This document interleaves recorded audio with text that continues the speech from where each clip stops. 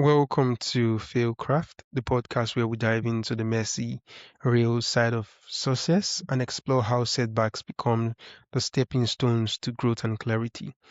I'm your host, Ezekiel Iferia, and today's guest, Paul Musson, is a veteran investment professional who spent decades managing over $10 billion in assets. But he isn't here to give us stock tips. He's here to expose a profound systemic failure that he witnessed from the inside. As the author of Capital Offence, Paul explains how our current economic policies acts as a hidden tax on the average citizen. And he's dedicated to arming us with the financial literacy needed to hold the system accountable. So, Paul, it's a privilege to welcome you to FieldCraft. Thank you very much for joining us. Well, thank you for having me, Ezekiel. It's great to be here.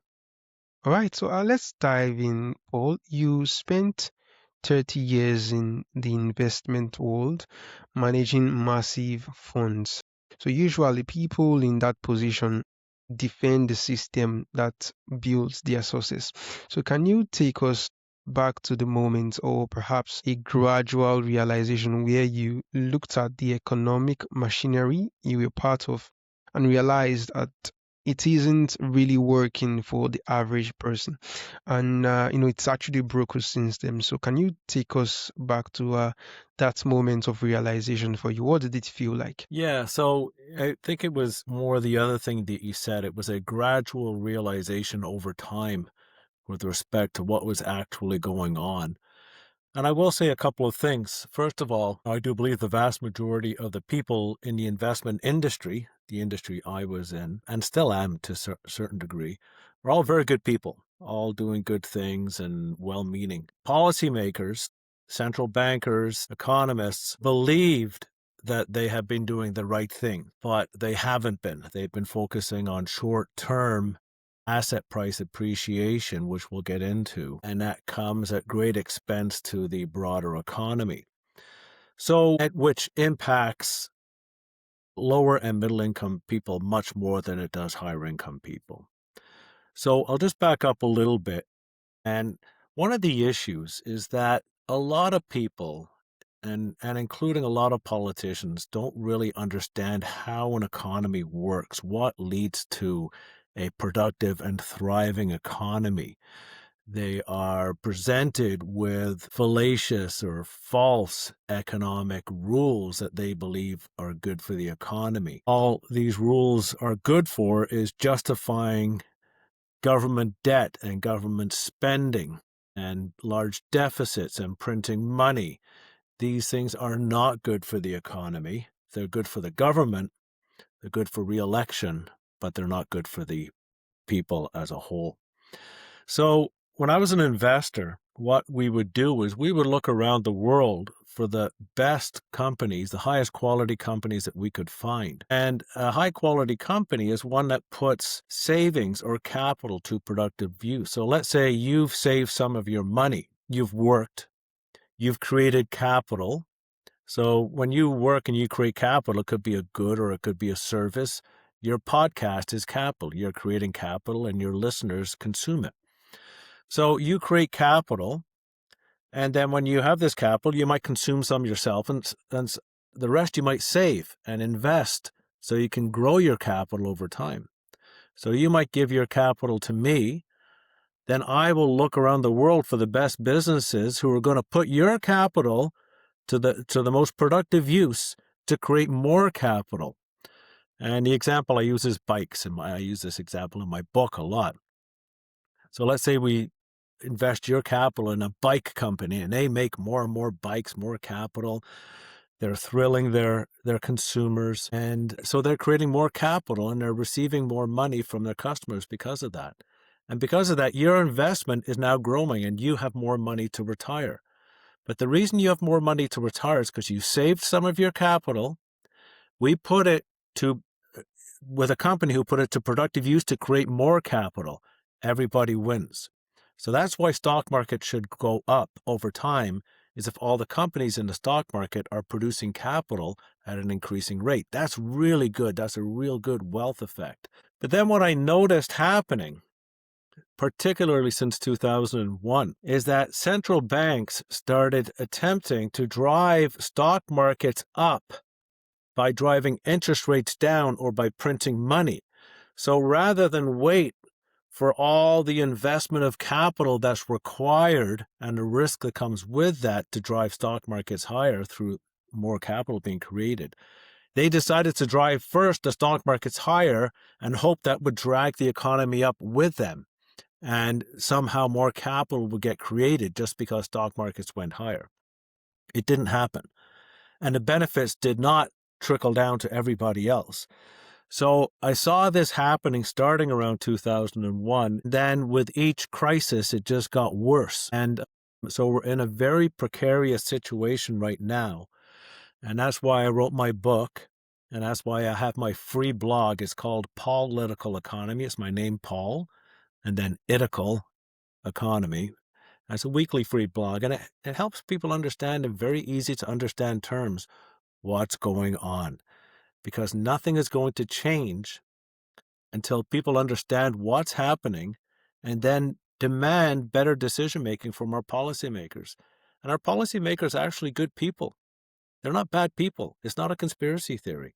They actually think they're doing the right thing by driving interest rates down to zero, by driving housing prices higher and causing an affordability crisis for young people. They think the benefits will trickle down. They don't, and they won't.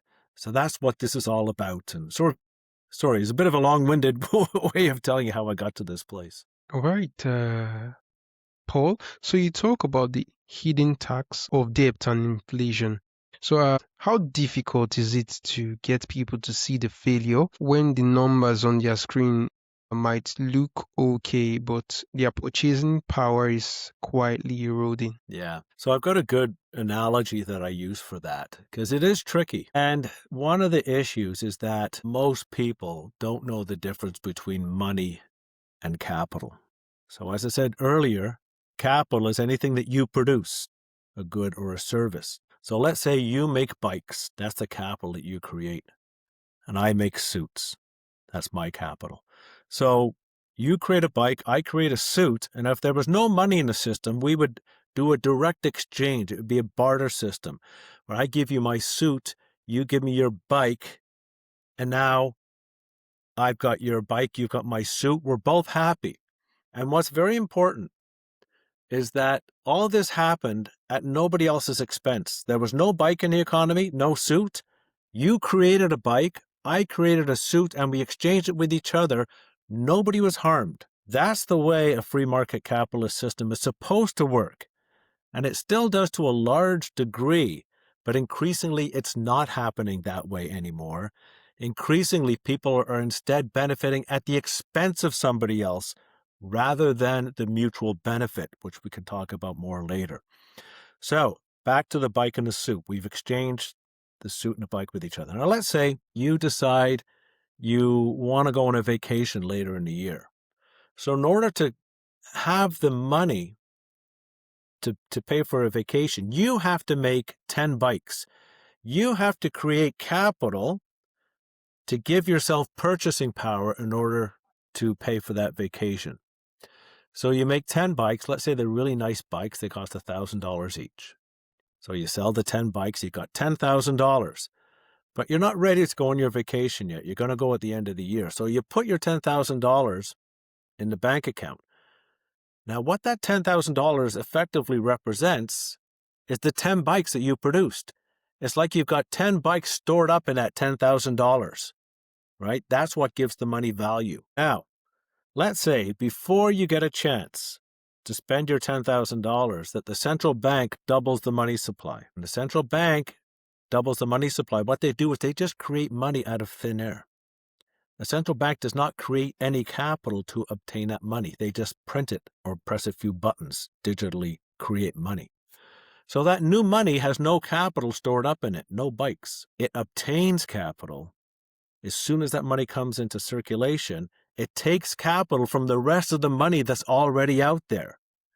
So as soon as they double the money supply, it takes 5 of the 10 bikes from your $10,000 and puts it into the newly printed money.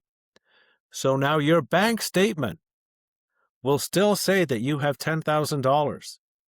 But instead of 10 bikes being stored up in your $10,000, now it only stores 5 bikes. So now your $10,000 will only buy half as much as it would have done before the central bank doubled the money supply. So now maybe you and your spouse or whatever were going to go on a vacation. Now only you can go or only she can go because you can only afford a trip for one. So that's how the numbers can be very misleading and very tricky. And that's why, as you said, it's a hidden tax. It's very pernicious. You still have the same amount of money, but each year your money will buy less and less stuff because they're increasing the money supply faster than the economy can increase the amount of stuff. All right. So I'd like to know, did you face any pushback or internal doubt when you decided to write Capital Offence and expose these issues? No, I faced doubt from some other people because some people don't like the message because they've benefited enormously from this. And they're good people, but they thought that they made so much money because of their own brilliance and hard work. And they are smart people and hardworking, and they did make a lot of money, but they made even more because they benefited from the system at somebody else's expense. But in terms of my own, no, I never really doubted. Well, no, I shouldn't say that. I never doubted my message and what it was I was trying to convey. But at times I did doubt or even question whether or not enough people would want to hear it.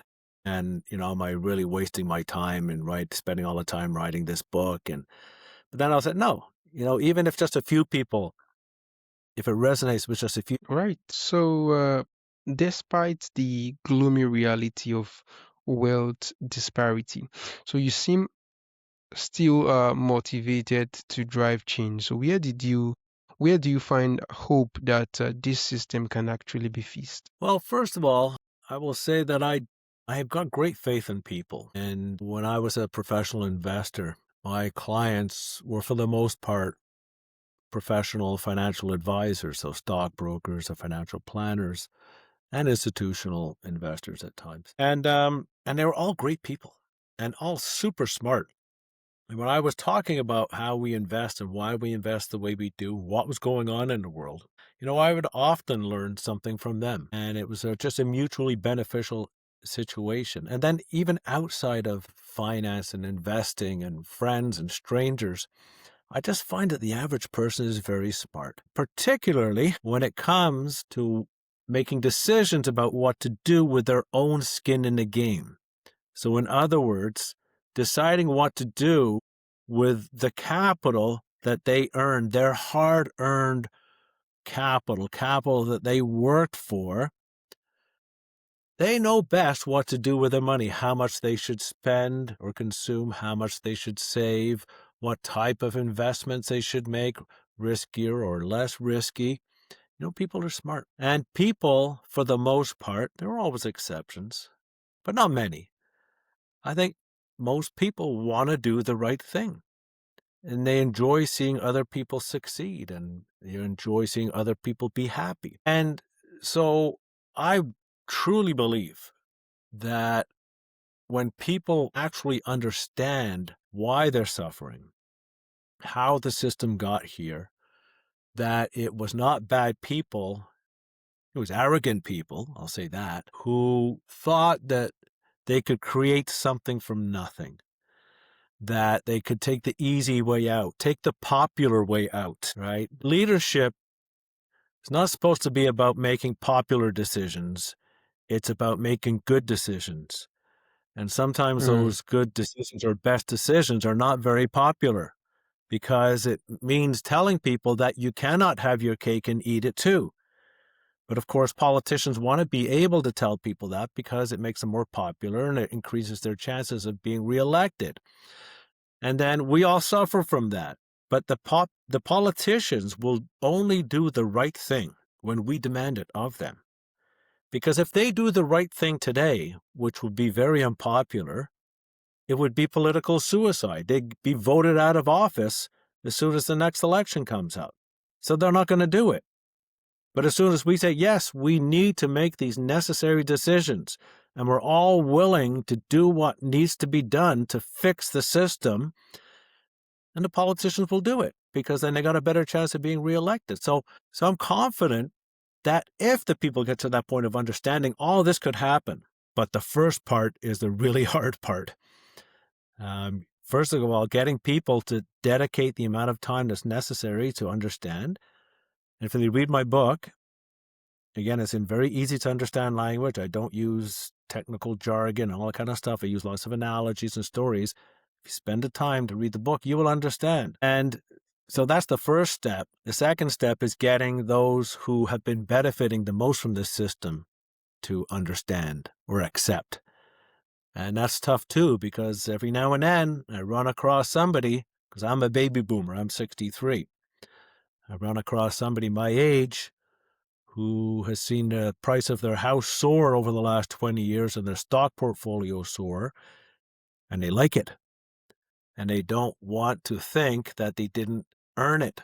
They didn't, but they don't like to think that. And so that's a challenge as well. But I think we can get there. All right. So, Paul, for the listener right now who feels like the economic squeeze, who feels this economic squeeze and they are working hard but feel like they are falling behind because the system is rigged against them. So, what's the first practical step they can take to protect their own future? So I think it's what I said earlier. I think nothing is going to change. Well, things could change. There's two ways things could change. The best way would be for more and more people to understand what's happening and then in turn help other people understand and have that voice trickle up to policymakers in order to change the system. And it'll take some time. The other way things could change is if we have another global financial crisis like we had back in 2008, 2009. Now, there's an old saying that says, never waste a good crisis. Now, what's meant by that is when you're in crisis and you're Hmm. already suffering, that's when people are willing to endure more suffering to make the necessary changes to fix things. Like if you have a heart attack that and you survive, hopefully, then a lot of people say, okay, now I'm going to make the necessary steps to change my lifestyle, to cut down on alcohol or quit smoking or exercise and improve my diet. All these things they didn't want to do before, but now they'll do because they don't really have any choice because they're in the middle of a crisis, a health crisis. So, yeah, so I think those are the two things. In terms of, I can't really give financial advice because I'm a professional investor. I'm not a licensed financial advisor. And there are lots of excellent financial advisors out there. So if your listeners don't have a financial advisor, I would highly recommend it. But I would say that in terms of positioning yourself with your investments, I think most important is not deluding yourself. Just because stock markets have soared for so long, it doesn't mean that they will continue to soar. Doesn't mean that they won't. The truth is, nobody knows. And the truth is also that if stock markets start to fall, it's quite possible that the central bank could start printing money again. It's called quantitative easing. And one of the main goals of quantitative easing is to drive stock markets higher through something called a portfolio effect. And I could see them trying to do that again. But every time they do that, it causes even more harm to the economy, to the productive capacity of the economy. It results in even greater housing affordability crises, and it results in even greater wealth disparity and harder for the average family to get by. It's very good for wealthy people, but it's not really good for everybody else. Yeah, so just be real, be careful, have a balanced portfolio, use an advisor that you trust, stuff like that. All right, Paul. So I'd like to know, what does being successful truly mean to you now at the moment in your life? Well, being happy, I guess that's always been my main goal, and I've been very happy pretty much my whole life, to be honest with you. I mean, not so much when I was younger, I guess. I had a lot of anxiety and stuff, but But, I always wanted to do well financially. I mean, who doesn't? It gives you a lot of options and things you can do, and so there's nothing wrong with that. But I never wanted my wealth come at anybody else's expense, and that's one of the reasons I never gamble. I never play lotteries. There's nothing wrong with a lottery. There's nothing wrong with going to Vegas and all that kind of stuff because everybody knows they're going and they have a greater chance of losing than winning. But it's good entertainment and stuff like that. But I just don't like it. And so I never really gambled or played lotteries because I always wanted to know that whatever material wealth I had was a reflection of how I benefited other people. It was a result of my productive efforts that I exchanged with other people for their productive efforts. So it's a win-win situation. I just thought, that's when I look back on my life, or even as I look at my life now, what I have around me, I like to think that others out there have the same thing cumulatively, and it feels good. And then you can raise a family and you have a happy marriage, and go on vacation and go out for dinner once in a while, and have leisure time to read and learn. And so, yeah, yeah, I guess that's how I would define it for me, anyways, and learning and continuous learning. I believe that I will be learning until the very end because I just get such a thrill out of it. It's just so intellectually stimulating for whatever reason. All right, Paul. So, for our listeners who want to subscribe to your newsletter, Political Economy, or read your book, so where is the best place for them to go? So I have a website and you can reach it in two ways. So Paddington Capital MGMT.com. So it's MGMT is short for management. Or you can go to politicaleconomy.com. So it's PAUL, my first name, and then iticaleconomy.com. So it's a free weekly blog. And so I have all my past posts up there and I have audio versions. And so you can just put in your email and you'll get free notifications whenever I send out another post.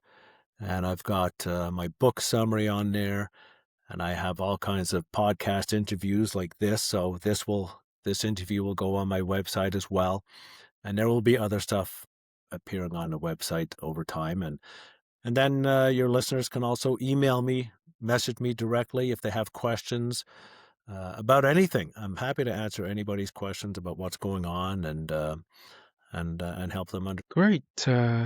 Paul, this has been an eye-opening conversation, and I'm indeed honored to have you on the show today. Well, thank you, Ezekiel. It's been great to be here.